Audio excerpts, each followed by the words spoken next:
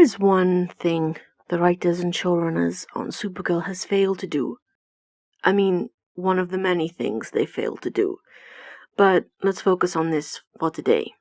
Is give Kara, our lead star, a decent love interest.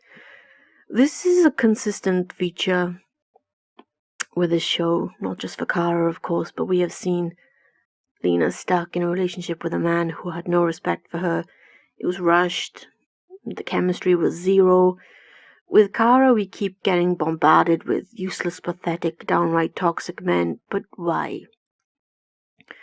Let's start from the beginning. Kara's first brief footsteps into the arena of love was in season 1 with Adam, Cat Grant's estranged son. This led to nowhere. Then we had James. He had begun season 1 dating Lucy Lane until she realized he knew something she couldn't tell him about Kara, and suddenly she believed that James was in love with Kara. There had been no signs of this until this point, when Lucy breaks up with James and tells him he is obviously into Kara. So by the laws of Supergirl, that means that James and Kara get together. They date till the end of season 1 and the beginning of season 2, when Kara breaks up with James to be by herself, which is promptly contradicted by being pushed into dating Mon-El, the crown prince of slaves. I get a lot of stick for not respecting his character, but I'm sorry, if you want a Mon-El praise party, I am not the place to find it. He's by far the absolute worst character that has ever been on the show, and he's vastly dislikable character for so many reasons. Then, in season 2, as I've just said, we get Mon-El. And this is where the problems begin. And by problems, I mean super huge problems of the same kind of level that destroyed Krypton. Mon-El was a prince of Daxam, owner of slaves, well known on Slaver's Moon, despite many who claim he was just as much a victim as the slaves themselves to his evil regal mother's cruelness. Those people do not understand how power works, how royal power works especially. He was a misogynist. He disrespected Kara at every turn and tried everything in his power to belittle the pride she feels at being Supergirl and helping people in need.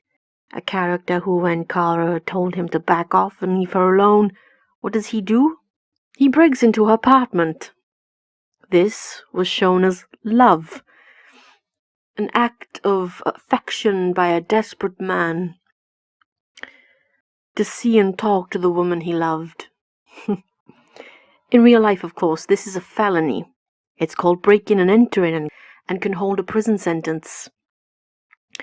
The character of Mon-El did a disservice to Kara and men in general. The show genuinely seems to think so little of men that they must be huge douchebags who treat women like crap. And hey, they still get the girl because that's the treatment she loves, and her friends will endorse it and say, "Hey, you have so much chemistry. I've never seen you this happy." For the record, despite popular belief, I do not hate men. I just don't want my young nephews to watch these kinds of shows and think this is how they treat women, or hey, anyone they are interested in. Things were grim in season 2. Kara was isolated to Mon-El for a big proportion of the season and split from her sister. Her usual voice of reason, she had her own love interest that season, and as we know with Supergirl, they cannot ever conceive that a person can have a relationship with a partner and a relationship with family and friends all at the same time. I know, it's a really strange concept, but hey, we'll get there in the end. The things we saw and learned about Mon-El from Kara was alarming. His relationship with his slaves were nothing more than an abuse of power. I do not believe that a relationship between a slave and their owner should be romanticized. The one person is not there by choice, but force. This puts Mon-El as one thing, in my opinion, in a lot of people's opinion. And people get angry about that. But people often get angry at the truth. I can't help them for that. Thankfully, at the end of season 2, Kara ditched him and yeeted him off into space, and we were free. Or were we? No, season 3, and he is back. Back from the future, and this time he has a wife. Yes, somebody married him. The poor woman. Yep, cute, awkward teenage love triangle no one asked for. In season 3, they hit hard with Rain and the World Killers, and the end of season 3A with that immense fight between Supergirl and Rain was the greatest fight sequence that show has ever seen. And don't fight me on it, I will win. It was amazing. I was utterly enthralled with the storyline they gave us. Romance in season 3A was essentially non-existent. Alex even broke up with her fiancé. We're not going to go into how stupid that was, and it felt so good. Then they shoved Lena with James. Because of course, Sam announced it should happen, and boom, Lena is in love with James, and James is in love with Lena, despite the fact a few eps before he blamed her for kids getting sick and said she should have been shot. But hey, that is love for you. I know I found the right woman when she tells me I should be shot. Yep, that's the love I'm looking for. And as season 3B arrived, we dived into teenage drama hell. Gone was the focus on Rain and the World Killers. That was now on the back pedal. Second to Mono and his selfish, useless ass chasing Kara around complaining about his wife, despite Kara telling him it wasn't her place to hear those kind of things. The whole second part of season 3, Mono got in the way. He was beaten up by all the World Killers. This I must say because it brings me pleasure to watch. My favorite was Pestilence. She so effortlessly served his butt up on a silver tray. Like, she did that kind of thing every day. He got credit for stopping Pestilence in the end, when it had been Julia who had gave her life. But you gotta give credit to Mon-El because throw him a bone, I guess. We had a brief, very brief, remembrance for Julia and Grace, and then we were ushered to Alex's new suit, and there was never any more mention of Julia and Grace. And this annoyed me because these two characters, although they were very brief, they're very memorable characters for me because Julia, remember, she was somebody who willingly gave her life for her friend. She wasn't aware she had power so she wouldn't die. But she willingly threw her friend out of the way of that car to take the impact herself. And Grace was somebody who saw every day the impact of people not being able to afford medical care and being sick. She simply cared too much. Those two characters deserved redemption far more than a slave-owning jackass. And I'm sorry, that's just my thoughts on the matter. Kara and Mon-El were described as star-crossed lovers, because, that's a good thing. Now, let me say that if the storyline had been different, if they had acknowledged the toxicity to Kara's relationship with Mon-El and used this as a way to show that no matter who you are, you can be the strongest person in the world, but you can still be a victim of abuse, and you can come out of it a survivor, this would have been a very strong message. It would have been received far differently. Yet the show did not. Star-crossed lovers implying, after a few short weeks of verbal and mental abuse, Kara was in love with this cosmic jackass. Anyway, season 3 began with such promise and, as usual, fizzled out quickly because of a stupid teen love triangle drama, the stuff more fitting for Gossip Girl. The fact that Jessica Kuala was the showrunner for that show isn't lost on me. Anyway, the end of season 3 saw Mon-El leave for good. Bye-bye. I cannot disguise how much I loathe that character. They did the comic book Mon-El so dirty when they handed us that piece of filth. In the comics, Mon-El is a good man. He deserved better than what the CW gave us. That brings us to season 5 and the present day. Kara had a break in season 4 from romance. She was busy telling Lena how good she had things with James. Thanks, Kara. Nice one. We get William. Okay. What do I say about this? Because Kara and William have literally just spent 5 minutes in each other's company, and most of the time William was an absolute ass. Now they're going on a date, and if we are to believe the promo, Kara has never felt this way before. Or, in a long time, I forget. I can't watch that promo again. It's too triggering. Happy Valentine's Day, I guess. So, I'm left to wonder one thing. When exactly is Kara going to get some self-respect and realize she deserves to be treated better by a partner? Why is it that Kara is written as such a doormat? Why are the men they put her with all such toxic creeps? Why? My theory that the show has written itself into a hole because it throws everything into Kara's relationship with Lena, making them more of the endgame romance, that Lois and Clark situation, that there is no romance they could bring in that would be realistic. They have done so much work with Lena and Kara that the efforts they put into male love interest for Kara fail every single time. But this doesn't solve why all the men who come into Kara's life have to be toxic.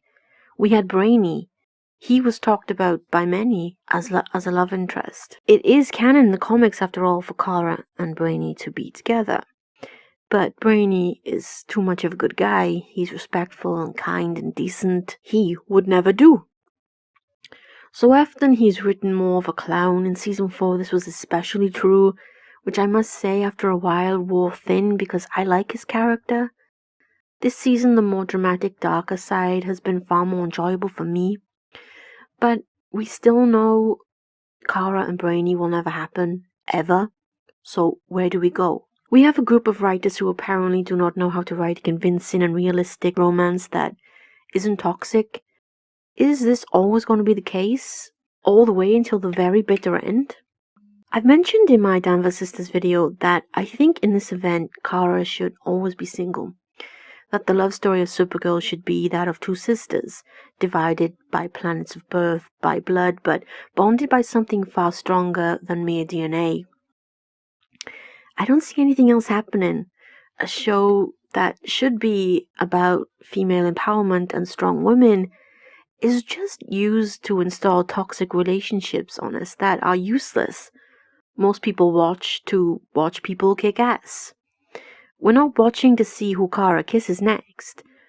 This is not a teen rom-com set in a high school. This isn't a show that gives us this very often.